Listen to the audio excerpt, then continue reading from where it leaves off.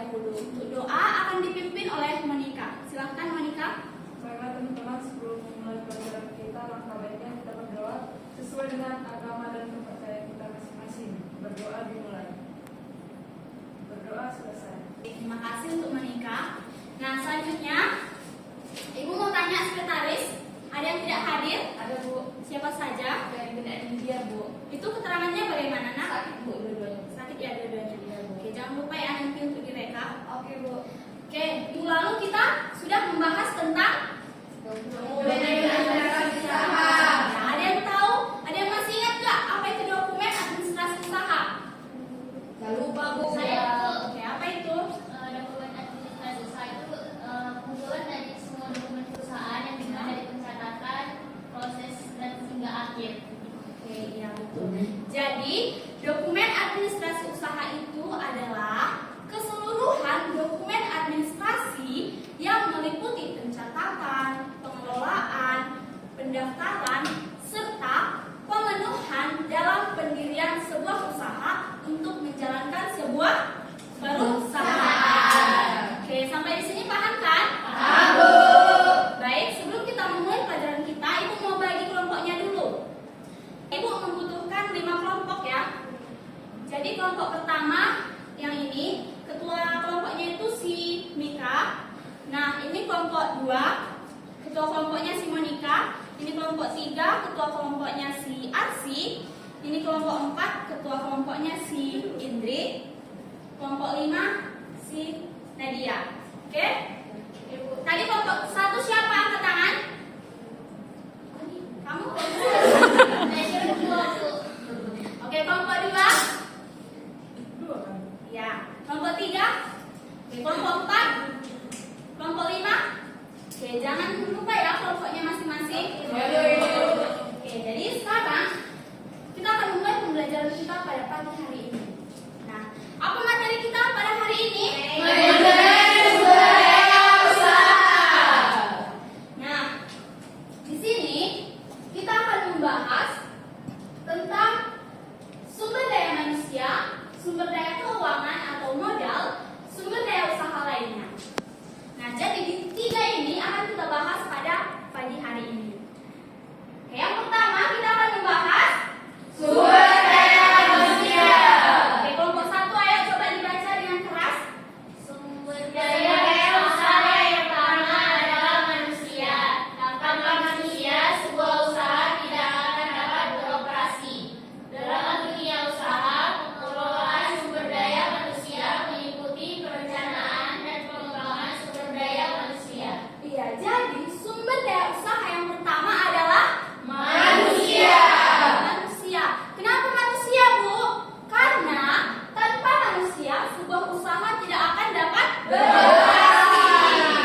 ataupun berjalan. Nah, walaupun kita sudah menentukan, sudah mendapatkan sumber daya manusia, tapi kita juga harus melakukan perencanaan dan pengembangan sumber daya manusia. Nah, sampai di sini mengerti? Nah, sekarang kita akan membahas tentang perencanaan sumber daya manusia. Oke, Nadia coba dibaca dengan keras. Menurut Seda Humayati 2017, perencanaan sumber daya manusia atau SDM adalah proses menentukan jumlah dan jenis manusia yang dibutuhkan oleh suatu organisasi atau perusahaan dalam waktu dan tempat yang tepat serta melakukan tugas sesuai dengan yang diharapkan. Ya, jadi perencanaan sumber daya manusia ini adalah perusahaan terlebih dahulu harus menentukan seberapa banyak jumlah manusia yang mereka butuhkan dan bagaimana jenis manusia yang mereka butuhkan. Jadi itulah yang dimaksud dengan perencanaan sumber daya manusia. Nah, selanjutnya adalah ada proses perencanaan sumber daya manusia. Nah, yang pertama itulah kita harus analisis jabatan dulu. Nah, analisis ini difokuskan pada posisi yang dibutuhkan oleh suatu unit kerja. Jadi perusahaan itu tidak asal-asalan merekrut sumber daya manusia, tapi harus dianalisis dulu. SDM ini cocoknya di bagian mana? SDM ini cocoknya di bagian mana? Seperti itu ya, jadi tidak asal-asalan. Kita mengambil contoh di bidang usaha. Oke. Nah, yang pertama ada posisi ataupun jabatan. Oke, kelompok 1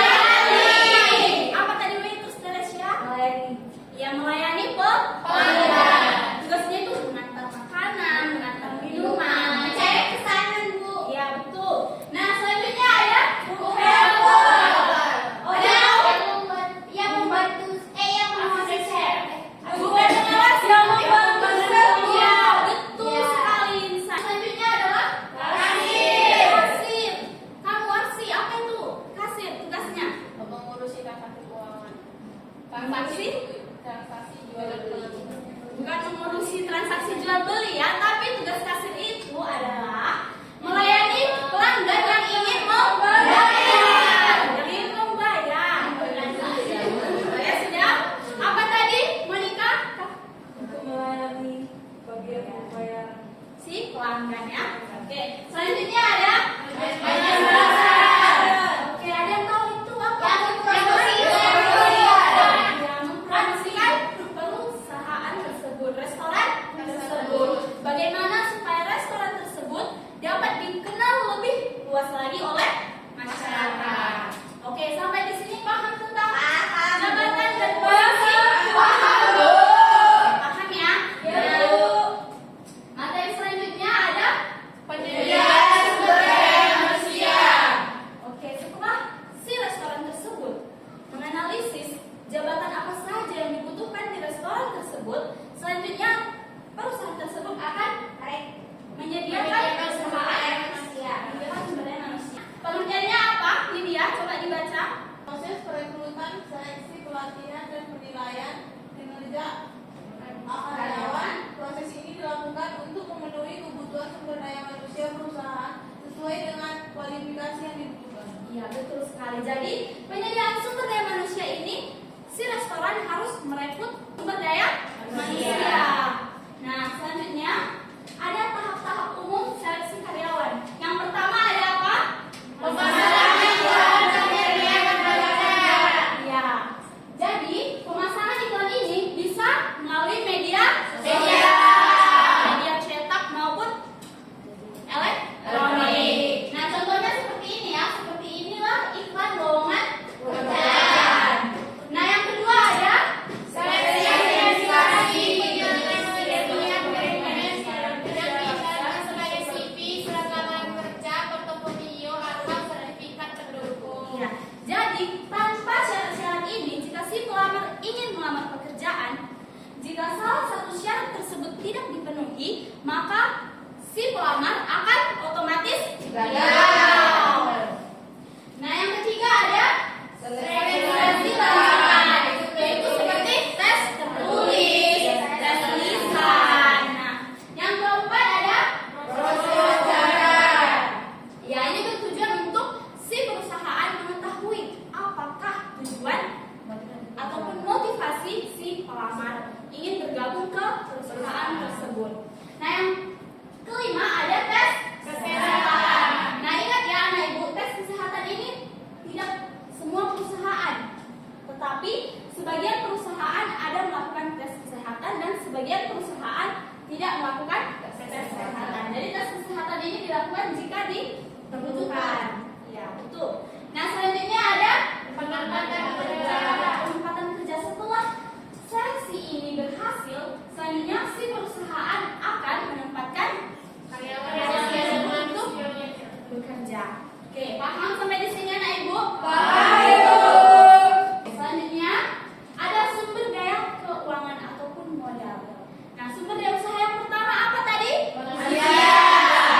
Sekarang sumber daya usaha yang kedua adalah modal. Oke, coba kamu Feby baca. Apa itu modal?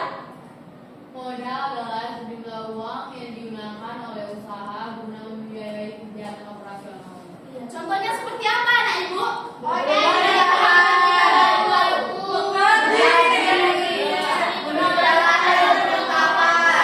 Iya, betul sekali. Jadi tanpa modal, usaha tersebut tidak akan berjalan. Dan tanpa manusia, usaha tersebut juga tidak akan berjalan. Oke, paham? Nah, selanjutnya modal itu terbagi menjadi dua. Ada modal internal dan modal eksternal. Nah, modal internal ini maksudnya apa sih? Ada yang tahu? Modal pemilik. Iya, betul sekali. Jadi modal internal ini adalah uang si pemilik perusahaan tersebut. Nah, sedangkan modal eksternal adalah sumber keuangan yang berasal dari luar. Iya, jadi modalnya ini bisa dipinjam dari orang lain ataupun dari bank. Nah, selanjutnya ada materi yang terakhir yaitu sumber daya usaha lainnya. Ada yang pertama bahan baku.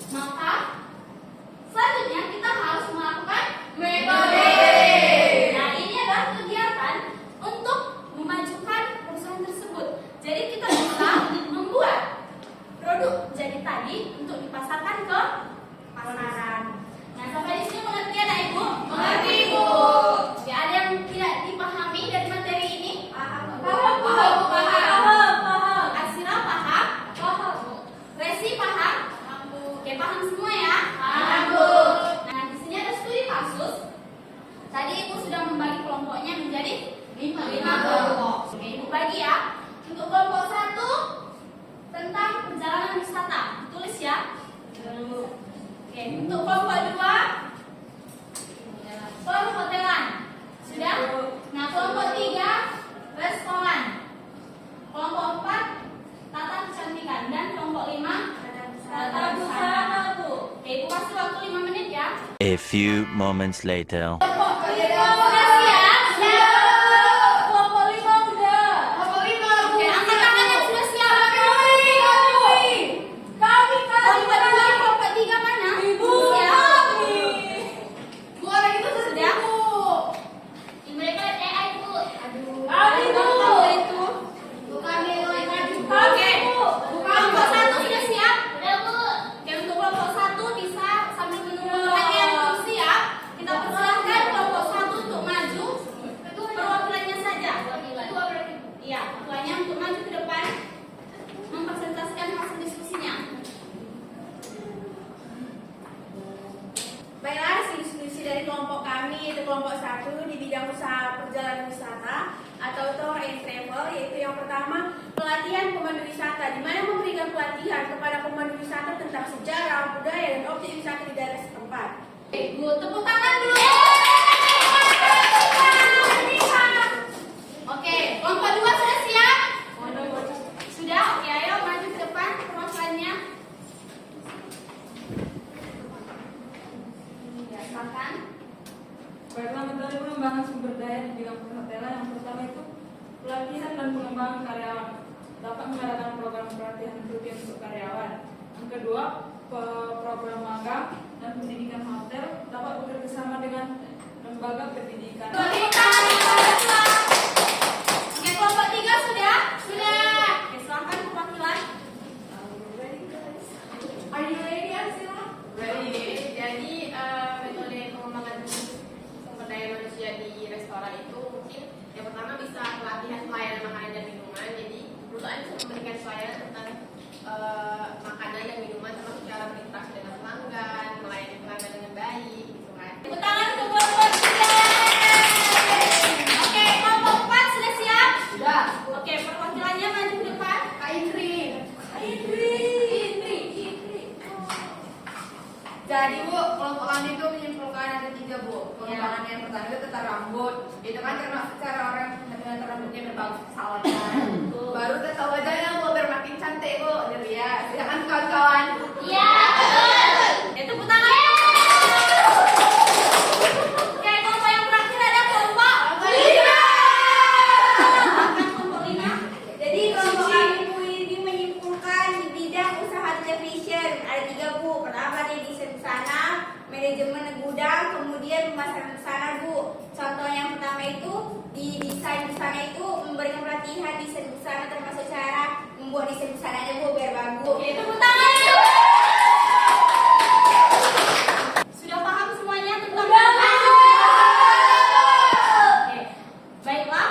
Kesimpulan dari bentar dulu. Ulang aja, oke? Jadi kesimpulan dari manajemen sumber daya usaha ini apa? Indri? Kesimpulan dari materi kita pada pagi hari ini.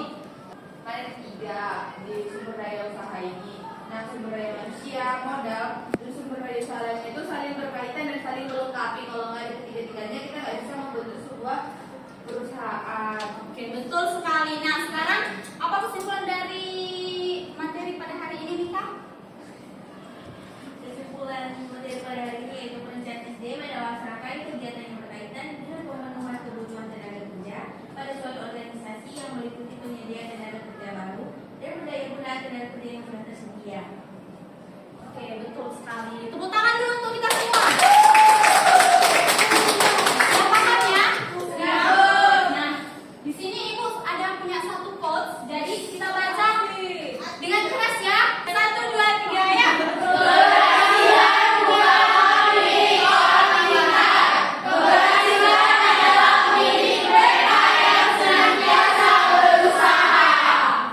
Baik, sebelum mengakhiri kelas kita pada hari ini, jika Ibu ada salah kata ataupun